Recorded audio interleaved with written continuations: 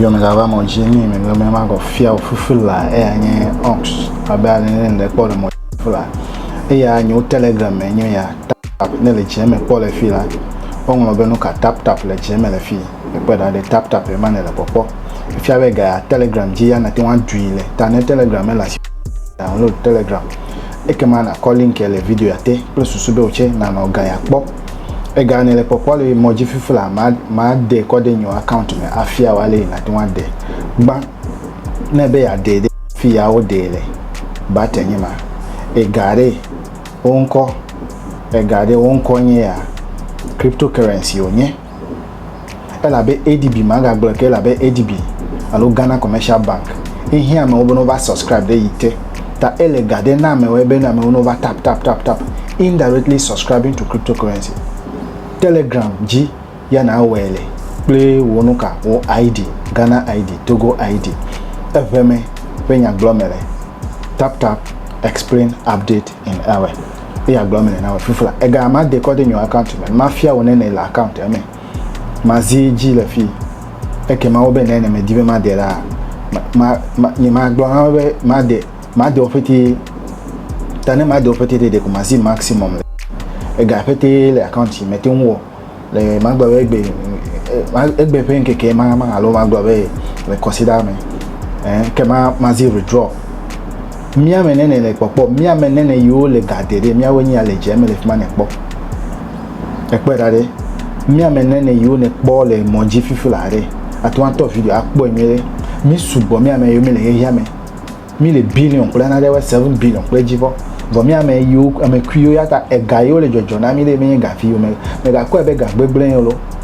ega wo telegram internet last week na ti wa me no University of Ghana re me po wifi for free ni mete unzen ko na leke o ma idomi agbova fe me ya komenya fifila egale kotokume na mewe down fia egajo account me now ma ile balance me ma ko na de ko fia we ni o balance me ko fia we ni wallet ma ile ni wallet me ni wallet nya banki le ganamdi banka nya epen kode ya nye unos epe link le video ate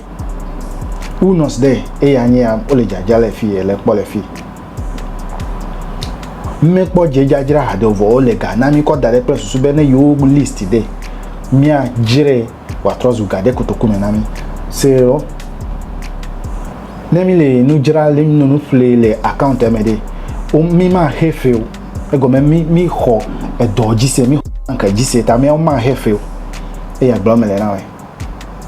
ayo maga iji na ma fia onyo balance me degare ko pe ga ya 77 ya ma refresh nyo screen fi flat plus sube na pone ne ya balance ava nanda ta ma refresh 77 no me vai mi po be na avaji me ko 17 ko pe eyi nene elepo me do me lepo 95 ya no ga jere ne nya nene 5 me gbo 95,000 ya nyima la account eme na ne me jere 0.05 ma ide gogo mafia we na le e ga ya de ko le phone jilo me na de ke o ni chome wo account de o ne 0.06 ide o choga na 0.6 egbe coin market le gbogbo be no ka 0.008 o me police o de ami camp le mu le ke Abu Dhabi ta apama ya ta fale di le video meta nkoke epo de ko me ka tele gbogbo be nu ka le jojo ebe asio le no jira de ya nyama 0.008 ide computer ele pore pasi ona mi ma nyi chore ona 0.